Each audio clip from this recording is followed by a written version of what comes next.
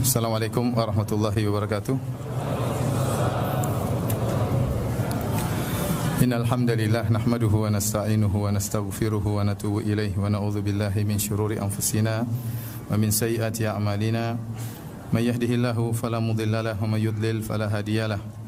Wa asyhadu an la ilaha illallah wahdahu la syarikalah wa asyhadu anna Muhammadan abduhu wa rasuluhu la nabiyya ba'dah. Ya ayyuhalladzina amanu taqullaha haqqa tuqatih wa la tamutunna illa wa antum muslimun. Fa inna asdaqal hadithi kitabullah wa khairal huda huda Muhammadin sallallahu alaihi wasallam wa syarral umuri muhdatsatuha wa kullu muhdatsatin bid'ah wa kullu bid'atin dhalalah wa kullu dhalalatin finnar. Hadirin dan hadirat yang dirahmati oleh Allah Subhanahu wa taala. Alhamdulillah pada kesempatan kali ini Allah memudahkan kita untuk berkumpul dalam rangka untuk menuntut ilmu, menghilangkan kejahilan kita sedikit demi sedikit, untuk mendekatkan diri kita kepada Rabb kita.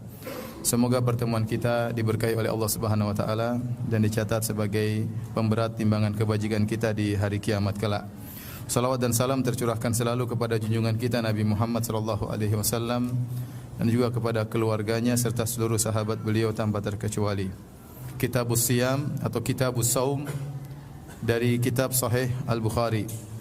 Ya, Kitabus Saum dari Sahih Al-Bukhari yang di mana dalam kitab tersebut Al-Imam Al-Bukhari menyebutkan banyak sekali hadis. Dan insyaallah kita akan baca satu persatu. Babu fadlis saum, bab tentang keutamaan berpuasa. Al-Imam Al-Bukhari berkata, qala haddatsana Abdullah bin Maslamah an Malik an Abi Zinad an Al-A'raj an Abi Hurairah radhiyallahu anhu anna Rasulullah sallallahu alaihi wasallam qala. Rasulullah SAW bersabda, as-siyamu junnah, puasa adalah perisai. Fala yarfuth wala yajhal, maka janganlah seorang berbuat rafath dan jangan berbuat kebodohan. Nanti akan kita jelaskan. Wa in imru'un qatalahu aw syatamahu, kalau ada seorang ngajak dia berantem atau mencelanya, falyaqul, maka hendaknya dia berkata, inni shaim, sungguhnya aku berpuasa. Marratain, hendaknya dia mengatakan aku berpuasa dua kali, aku sedang berpuasa, aku sedang berpuasa.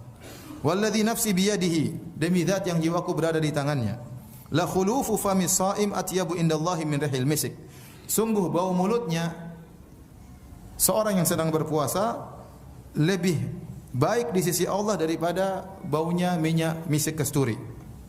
Yatruku ta'amahu wa syarabahu wa syahwatuhu min ajli, sungguhnya dia telah meninggalkan makanannya dan minumannya dan syahwatnya karena aku.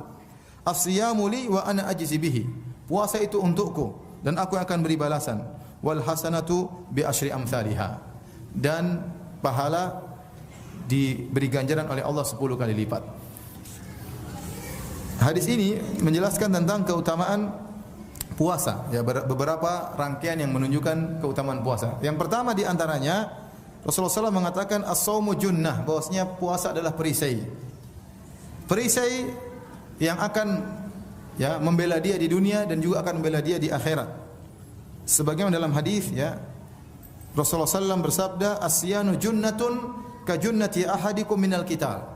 Sungguhnya puasa itu adalah perisai sebagaimana perisai milik salah seorang dari kalian yang digunakan dalam berperang. Jadi Rasulullah SAW menyamakan puasa itu seperti perisai yang digunakan untuk tameng, ya, tatkala dalam pertempuran.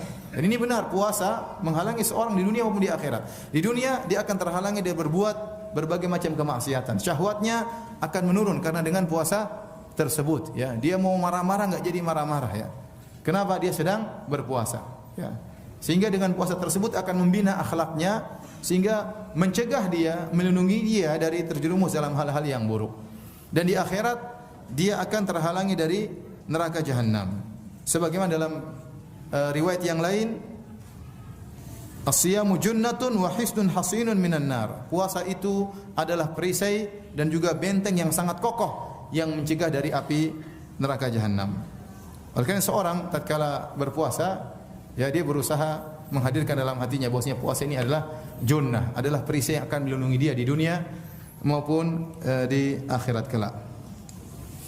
Kemudian kata Nabi sallallahu alaihi wasallam, fala yarfuth wala yajhal, makanya kalau sedang berpuasa kata Nabi, jangan berbuat rafath dan jangan berbuat jahal. Apa itu rafath? Seakan-akan para ulama menyatakan agar puasamu benar-benar menjadi perisai, maka jagalah puasamu dari hal-hal yang bisa mengotori puasa tersebut, dari hal-hal yang bisa mengurangi kesucian puasa tersebut. Kenapa? Karena orang tatkala sedang berpuasa, dia sedang dalam ibadah. Ya, dia sedang dalam ibadah. Sejak terbit fajar dia sudah mendapat pahala, argo pahala sudah berjalan. Maka dia dalam kondisi suci. Ini sama halnya seperti orang tatkala berihram. Orang kalau sedang berihram sudah mengatakan labbaik Allahumma umrah dari Bir Ali, dia sedang dalam kondisi ibadah, argo pahala jalan terus. Maka dia harus menjaga kondisi dia. Tidak boleh begini, tidak boleh begini, tidak boleh begini. Kenapa? Dia dalam ibadah. Meskipun tidak sedang sholat, meskipun tidak sedang berzikir, ya, meskipun tidak sedang baca Quran, dia sedang beribadah. Anda tatkala berpuasa, Anda dalam kondisi ibadah. Argo pahala jalan terus meskipun Anda tidak sedang tidak sedang sholat, tidak sedang baca Quran, tidak sedang berzikir. Kondisi Anda tidak makan, tidak minum karena Allah, itu adalah ibadah. Oleh karenanya, jadikanlah ibadah ini sebagai perisai. Supaya ibadah Anda bisa menjadi perisai, maka jagalah ibadah Anda, jagalah puasa Anda. Jangan sampai tercoreng. Kata Nabi, fala yarfus, jangan melakukan rafath. Rafath adalah kata-kata yang kotor, kata-kata yang keji. Ini di antara tafsiran para ulama. Di antara tafsiran juga rafath adalah hal yang berkaitan dengan kewanitaan, berbicara tentang perempuan, tentang cantiknya perempuan, tentang indahnya perempuan, tentang tubuh wanita. Demikian juga muqaddimatul jima', perkataan yang membuat timbul hasrat, ya, yang merupakan muqaddimah dari pembicaraan tentang masalah seksual. Tidak boleh berbicara hal ini tatkala sedang apa? Berpuasa. Tidak boleh nyerempet-nyerempet masalah ini tatkala sedang berpuasa. Karena kita sedang dalam kondisi beribadah kepada Allah Subhanahu wa taala. Maka jauhi perkataan yang berkaitan dengan masalah kewanitaan, masalah seksual dan hal-hal yang mengantarkan kepada demikian. Termasuk di dalamnya tidak boleh melihat hal-hal yang mengantarkan kepada demikian. Oleh saya katakan di zaman sekarang ini, rafath bukan hanya dengan perkataan, tapi dengan pandangan, dengan pendengaran. Dan semakin sulit sekarang di zaman ini, banyak hal-hal yang kita lihat bisa mengundang syahwat kita. Kalau dahulu dilarang berbicara hal-hal yang bisa mengantarkan kepada syahwat, apalagi memandang, ya. Memandang langsung melihat hal yang diharamkan oleh Allah Subhanahu wa taala. Maka seorang menjaga jangan sampai puasanya tercemar dengan hal-hal yang seperti ini. Kemudian wala yajhal yaitu jangan dia melakukan hal-hal yang merupakan kebodohan. Seperti yang dilakukan orang bodoh, teriak-teriak, maki-maki, ya.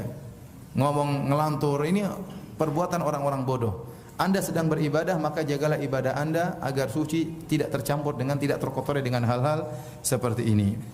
Bahkan dalam riwayat yang lain wala yujadil, dan jangan dia berdebat, tidak perlu berdebat. Bulan puasa, bulan suci, Anda sedang beribadah, jauhi perdebatan. Mau debat nanti malam setelah berbuka, ya. Sekarang jangan dulu. Ya udah, terserah ente, nanti aja, nanti malam. Kemudian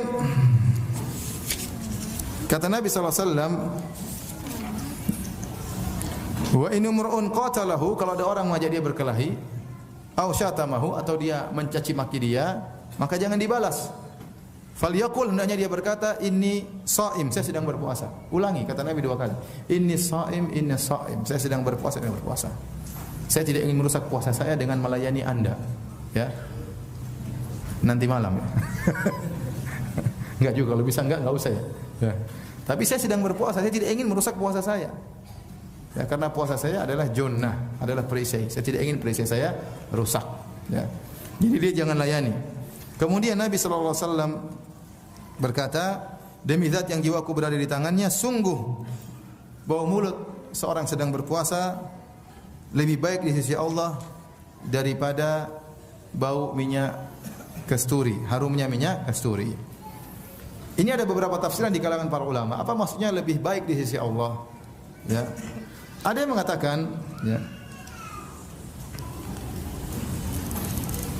bahwasanya di hari kiamat kelak orang-orang yang berpuasa akan mengeluarkan bau yang sangat harum dari mulut mereka. Sebagaimana dalam hadis tentang orang-orang yang mati syahid. Orang-orang yang mati syahid akan dibangkitkan dalam kondisi tubuh mereka masih mengeluarkan darah. Kata Nabi sallallahu alaihi wasallam, "Al-launu launud dam wa rihu rihul misk." Warna-warna darah tetapi baunya bau yang harum. Itu di hari kiamat kelak, ya. Kita tahu darah baunya enggak enak, baunya amis kalau di dunia. Ya, tetapi tatkala di akhirat orang-orang yang mati syahid dirubah bau darahnya menjadi bau yang sangat harum. Yaitu Allah ingin muliakan mereka. Makanya Allah bangkitkan mereka dalam kondisi demikian. Sehingga menjadi tenar di kalangan para hamba, orang ini dulu meninggalnya mati syahid. Demikian juga orang yang berpuasa. Ya.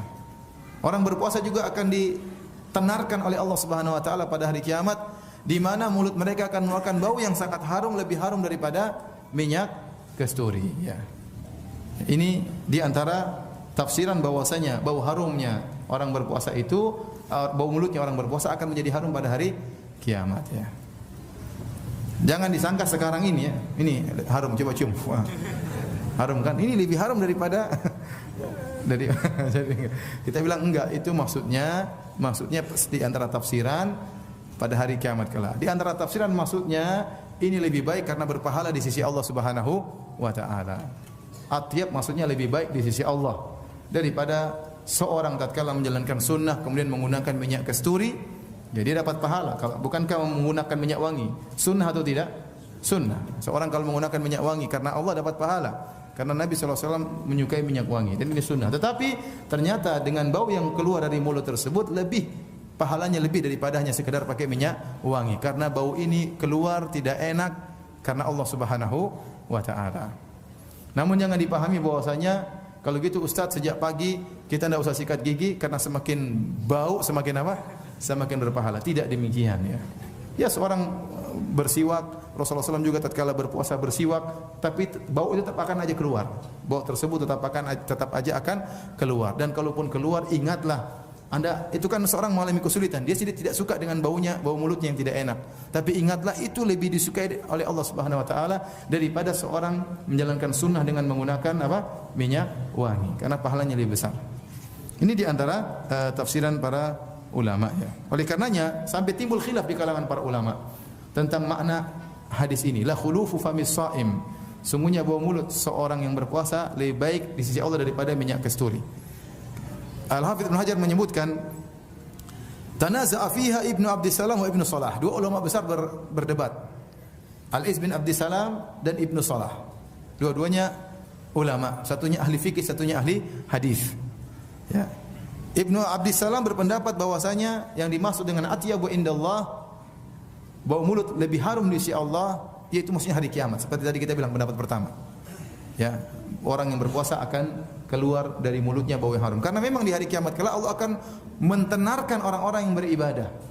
Makanya kata Nabi SAW, al-muadzinun atwalun nasi a'naqan yaumal qiyamah. Orang-orang yang tukang adzan paling tinggi ya lehernya pada hari kiamat kelak. Jadi tenar. Kenapa dia sering mengadahkan lehernya untuk mengumandangkan nama Allah Subhanahu wa taala. Maka pada hari kiamat Allah akan jadikan dia tenar.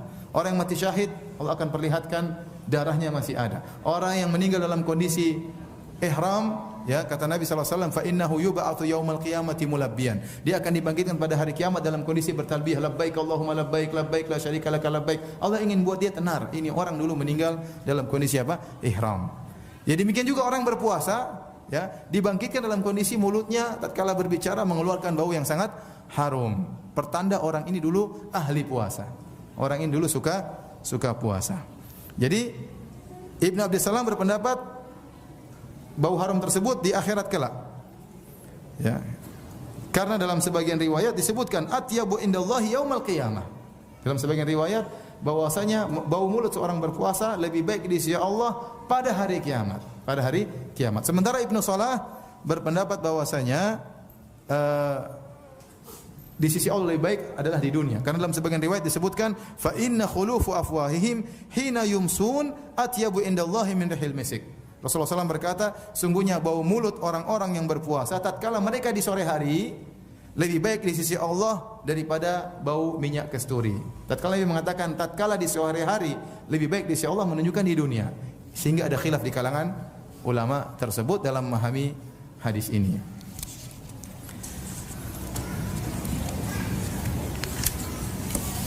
Baik, kemudian kata Nabi SAW, yatruku ta'amahu wa syarabahu wa syahwatahu min ajli. Sungguhnya dia telah meninggalkan makanannya dan minumannya dan syahwatnya karena aku, ya. Karena aku, ya.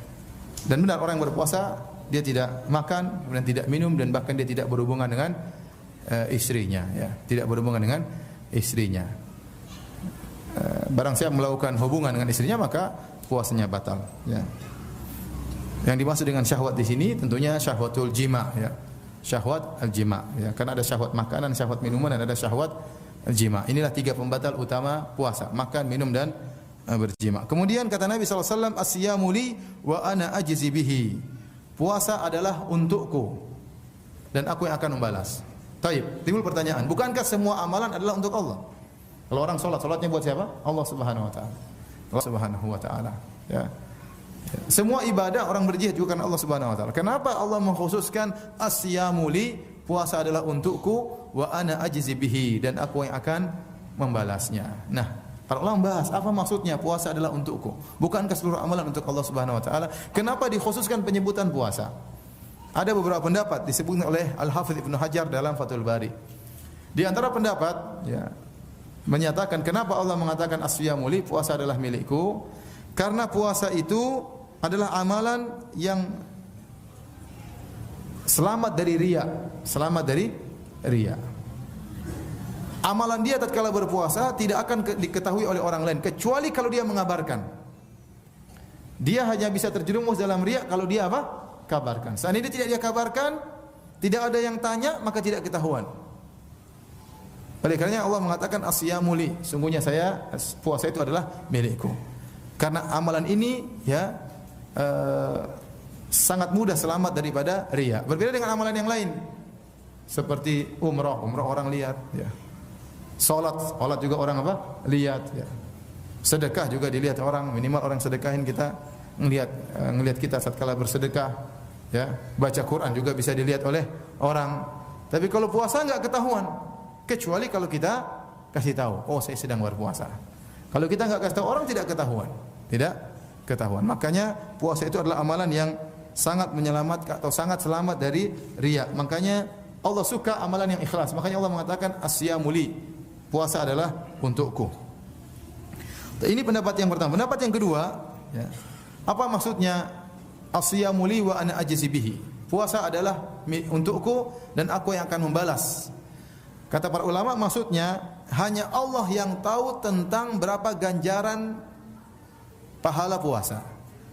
Ya, sebagian ibadah disebutkan, kalau ibadahnya gini, pahalanya gini, ibadahnya gini, pahalanya gini, ibadahnya gini, pahalanya gini. Puasa enggak disebutin. Puasa enggak disebutin. Karena Allah yang akan memberi ganjaran langsung. Artinya apa? Pahala puasa, ya, tanpa batas, ya. Karena puasa, orang yang berpuasa adalah orang-orang yang sabar.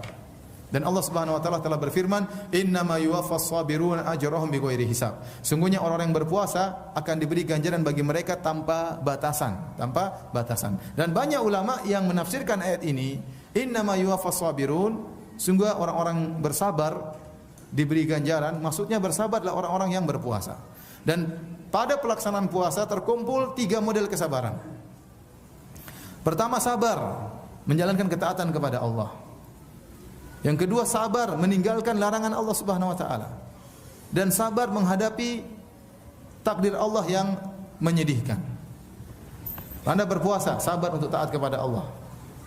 Yang kedua, sabar untuk meninggalkan yang diharamkan. Iya, tidak berani melihat yang haram, tidak berani mendengar yang haram, ingin menjaga puasa supaya tidak terkontaminasi dengan hal-hal yang tidak disukai oleh Allah Subhanahu wa taala. Dan juga bersabar atas musibah yang menyedihkan. Kenapa? Lapar, perut keroncongan, itu musibah atau bukan?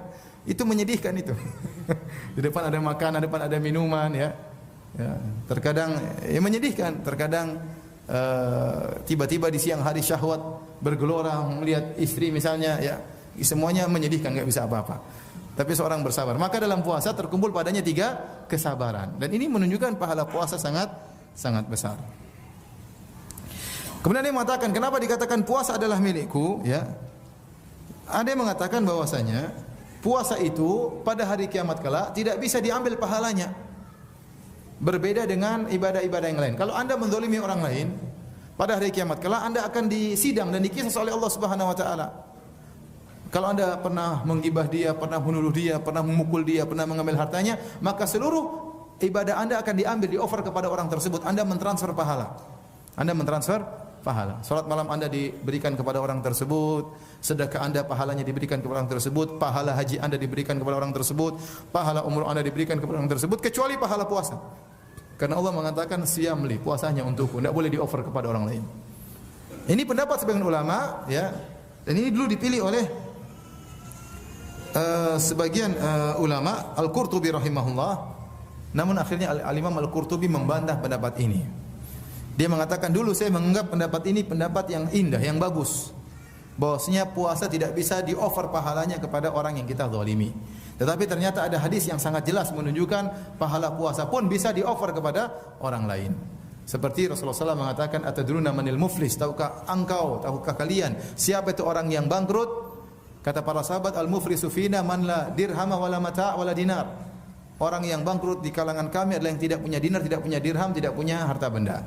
Maka Rasulullah SAW mengatakan, al-muflisu min ummati, orang yang bangkrut dari umatku, man ya'ti yaumal qiyamah, itu orang datang pada hari kiamat bi salatin wa siyamin wa sadaqah, dia punya pahala salat, pahala puasa dan pahala sedekah. Wa ya'ti wa qad syatama hadza, ya, wa daraba hadza wa qadhafa hadza wa akhadha mala hadza, tetapi dia ternyata pernah mencaci si fulan, pernah memaki si fulan, pernah memukul si fulan, maka diambillah kebaikan-kebaikannya. Ternyata pahala puasa juga bisa diambil untuk di-offer kepada orang lain. Oleh karena hadirin hadirat yang dirahmati Allah Subhanahu wa taala, tafsiran yang benar tentang kenapa dikatakan puasa adalah milikku, aku yang akan balas, yang paling kuat dua tafsiran. Pertama, bahwasanya puasa adalah ibadah yang sangat jauh dari riya. Yang kedua, pahalanya tidak terbatas. Allah berhak mengasih pahala, terserah Allah Subhanahu wa taala. Setiap kebaikan 10 kali lipat sampai 700 kali lipat, adapun puasa terserah Allah Subhanahu wa taala. Ya. Oleh karenanya ikhwan, hati-hati jangan sampai kita mendolimi orang lain, ya. Ada orang dia salat malam, Masya Allah, tapi sebenarnya dia salat untuk orang lain. Salat malam, bangun jam 3 malam salat, tapi pahalanya besoknya dia gibah orang, ya transfer. Ya, orangnya baik sekali. Jadi salat malam, pagi-pagi sudah gibah sana, gibah sini di internet, ngomongin sana, ngomongin sini, dia transfer pahalanya. Besok salat malam lagi. Sedekah, besok pagi bagi-bagi lagi. Jadi dia beramal untuk apa? Orang lain. Sangat baik orang ini. Baik. Antum jangan demikian. Kita lanjutkan, ya. Bab yang ketiga, babun as-saumu kaffarah. Bab bahwasanya puasa itu bisa menjadi kafarah. Ini disebutkan tentang keutamaan-keutamaan puasa. Ya, tadi telah kita sebut, puasa itu perisai, puasa itu baunya mulut orang berpuasa lebih baik daripada bau minyak kasturi, ya. Kemudian puasa pahalanya tanpa batas. Sekarang puasa ternyata juga bisa menjadi kafarah. Kafarah itu bisa menjadi penebus dosa-dosa. Jadi penebus dosa-dosa. Al-Imam Al-Bukhari berkata, qala haddatsana Ali bin Abdullah, qala haddatsana Sufyan, qala haddatsana Jami' an Abi Wa'il an Hudzaifah, qala Umar radhiyallahu anhu. Umar berkata, "Man yahfazu haditsan 'anil Nabi sallallahu alaihi wasallam fil fitnah." Umar bin Khattab pernah berkata, siapa di antara kalian yang menghafal satu hadis dari Nabi tentang fitnah yang akan terjadi? Qala Hudzaifah berkata, "Ana sami'tu yaqul," Hudzaifah bin Yaman, aku mendengar Rasulullah SAW bersabda, "Fitnatur rajuli fi ahlihi wa malihi wa jarihi tukaffiruha as-salatu was-siyamu was-sadaqah." Sungguhnya fitnah seorang lelaki pada keluarganya, pada hartanya, pada tetangganya bisa digugurkan fitnah tersebut dengan salatnya, puasanya dan sedekahnya. Kata Umar, qala laisa as'alu an dhi. Saya tidak bertanya tentang fitnah seperti ini. Innama as'alu anil lati tamuju kama yamujul bahr. Tetapi saya bertanya tentang fitnah yang sangat hebat, yang ombaknya besar seperti ombak yang sedang berkobar di lautan. Qala wa inna duna dzalika baban mughlaqan. Kemudian Umar berkata, sungguhnya sebelum timbul fitnah yang bergejolak dengan gejolak yang sangat besar tersebut, ada satu pintu yang tertutup. Qala fayuftahu am yuksar? Maka ditanya kepada Umar, apakah fitnah tersebut akan terbuka ataukah akan dipecahkan? Qala yuksar. Maka Umar berkata, yuksar, fitnah tersebut atau pintu tersebut akan dihancurkan. Qala, pintu tersebut akan dihancurkan. Qala dzaka ajadur alla yughlaqa ila yaumil qiyamah. Pintu tersebut tidak akan, kalau begitu tidak akan tertutup sampai hari kiamat kelak. Jadi maksudnya Umar berkata, ada fitnah yang akan muncul sangat besar. Namun sebelum fitnah tersebut ada pintu yang menghalangi. Maka ditanya, pintu tersebut dibuka apa dihancurin? Kalau dibuka kan bisa ditutup lagi. Kalau dibuka bisa ditutup lagi. Artinya fitnah tersebut akan berhenti satu saat. Tapi kata Umar tidak. Pintu tersebut tidak akan dibuka tapi dihancurkan. Kalau sudah dihancurkan berarti fitnah tersebut akan terbuka sampai hari kiamat. Ya. Qulna li Masruq, kami berkata kepada Masruq, salhu, akana Umar ya'lamu minal bab? Apakah Umar tahu tentang pintu tersebut? Fasa'alahu, maka dia pun bertanya kepada Umar, faqala na'am. Maka Umar berkata, dia tahu, kama ya'lamu anna duna ghadin al-lailata. Sebagaimana Umar tahu bahwasanya ya sebelum besok ada malam hari. Ya, jadi pengetahuan Umar tentang pintu tersebut sangat jelas. Ya, apa yang dimaksud dengan pintu yang akan hancur dan kapan fitnah tersebut akan muncul. Tapi kita tidak sedang berbicara tentang hal ini, kita berbicara tentang awal hadis. Yaitu Rasulullah SAW bersabda, fitnatur rajuli fi ahlihi wa malihi wa jarihi. Sungguhnya fitnah seorang terhadap keluarganya, yang berkaitan dengan keluarganya, berkaitan dengan hartanya, berkaitan dengan tetangganya. Maksudnya apa? Yaitu dosa-dosa yang dilakukan oleh seseorang yang berkaitan dengan anak istrinya, berkaitan dengan hartanya, berkaitan dengan tetangganya. Dosa-dosa ini bisa digugurkan dengan salat dan puasa dan sedekah. Ya, karena keluarga, anak, istri, tetangga ya bisa menjadikan kita berdosa. Dari dua sisi. Pertama dari sisi kita terlalu cinta kepada hal-hal tersebut. Terlalu cinta kepada hal tersebut sehingga menyerumuskan kita dalam dosa-dosa. Kata Allah Subhanahu wa taala, "Innama amwalukum wa auladukum fitnah."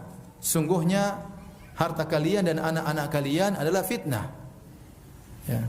Dalam ayat yang lain kata Allah Subhanahu wa taala, "Ya ayyuhalladzina amanu inna min azwajikum wa auladikum aduwwan lakum fahdharuhum." Wahai orang yang beriman, ketahuilah di antara istri kalian dan di antara anak-anak kalian adalah musuh kalian, maka hati-hatilah, waspadalah. Terkadang anak dan istri dianggap musuh oleh Allah Subhanahu wa taala bagi orang-orang yang beriman. Terkadang dianggap fitnah bagi orang-orang yang beriman. Bagaimana? Jika ternyata dia terlalu cinta kepada anak istrinya sehingga menjerumuskan dia dalam kemaksiatan. Makanya Rasulullah SAW bersabda, "Al-waladu majbanatun wa makhbalatun." Sungguhnya anak-anak itu ya membuat lelaki menjadi penakut dan membuat seorang menjadi pelit. Ya. Contoh ya, dia ingin bersedekah, bantu fakir miskin, istrinya larang, "Enggak usah Mas, enggak usah Mas. Kita harus beli mobil, uangnya dikumpulin dulu."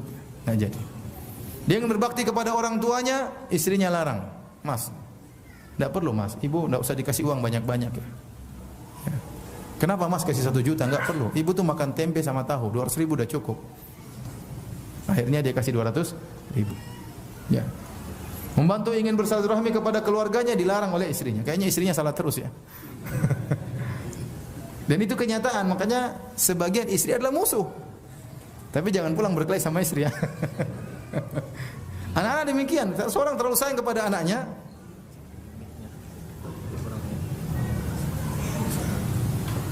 Seorang terlalu sayang sama anaknya sehingga terkadang membiarkan anaknya ya tidak sholat, dibiarkan saja. Anaknya minta apa dikasih, sehingga dia berdosa. Anaknya berdosa gara-gara dia yang membiarkan anaknya.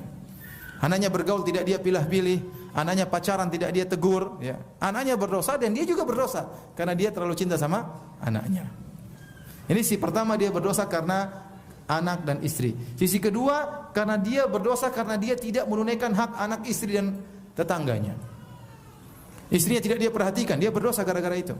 Anak-anak kurang dia perhatikan, sibuk terus ya, mencari nafkah, mencari kesuksesan sehingga kebahagiaan keluarga jadi tumbal. Dia korbankan demi memperoleh kesuksesan duniawi. Sehingga dia berdosa. Jadi ada dosa-dosa yang timbul akibat anak-anak dan istri dan tetangga. Sama tangga tidak dia perhatian, anaknya, tetangganya sakit tidak dia jenguk, tidak dia bantu. Nah, dosa-dosa ini bisa digugurkan dengan salat, dengan puasa dan apa? Sedekah. Ini menunjukkan dalil tentang keutamaan puasa. Karena ternyata puasa juga bisa menggugurkan apa? Dosa-dosa.